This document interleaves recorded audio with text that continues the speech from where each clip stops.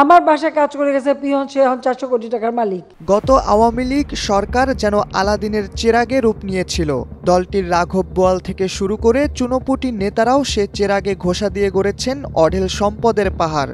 সুযোগটি হাতছাড়া করতে ভোলেননি হাসিনার বাবুর্চি মোহাম্মদ মোশাররফ শেখ।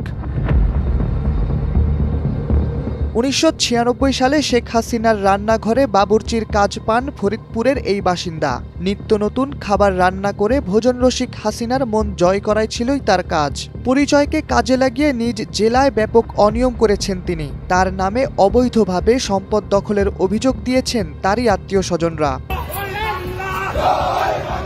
গ্রাম ও শহরে মোশাররফের রয়েছে অঢেল সম্পদ। অভিযোগ রয়েছে আওয়ামী লীগের আমলে নিজ গ্রামে প্রতিবেশী কৃষকদের জমি দখল সহ সাধারণ মানুষকে নানাভাবে হয়রানি করেছেন বাবুর্চি মোশাররফ। এবার তার নামে অবৈধভাবে সম্পদ দখলের অভিযোগ তুলেছেন তার গ্রামের এক কৃষক।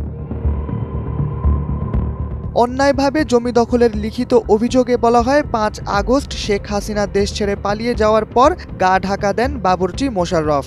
আওয়ামী লীগ ক্ষমতায় থাকাকালে কৃষক চান মিয়া ফকিরের 43% জমি জোর করে দখল করে নিয়ে বাড়ি নির্মাণ করেন মোশাররফ।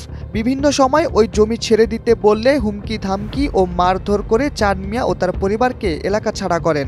ধরা পড়লো, হিরো হয়ে গেল, অমনি এক বড় দেশ থেকে পুরস্কার পেল, এখন আন্তর্জাতিক খ্যাতি সম্পন্ন হয়ে গেল। দিনমজুরের সন্তান মোহাম্মদ মোশাররফ শেখ তার বাবার রেখে যাওয়া সম্পত্তির কেবল 5% পেয়েছিলেন ভাগে।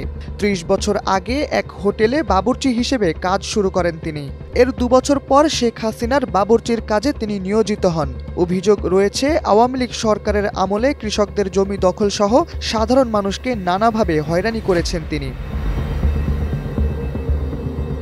খাবার রান্না করে ভোজন রসিক শেখ হাসিনার মন জয় করেই মোশাররফ শেখ হয়তো ভেবেছিলেন পেয়ে গেছেন সব। নিজ এলাকা ফরিদপুরের সালথা উপজেলায় এই পরিচয়কে কাজে লাগিয়ে প্রভাব বিস্তার করতেন। শেখ হাসিনার ব্যক্তিগত কাজে নিয়োজিত আরও অনেকেরই এরকম দুর্নীতির অভিযোগ রয়েছে।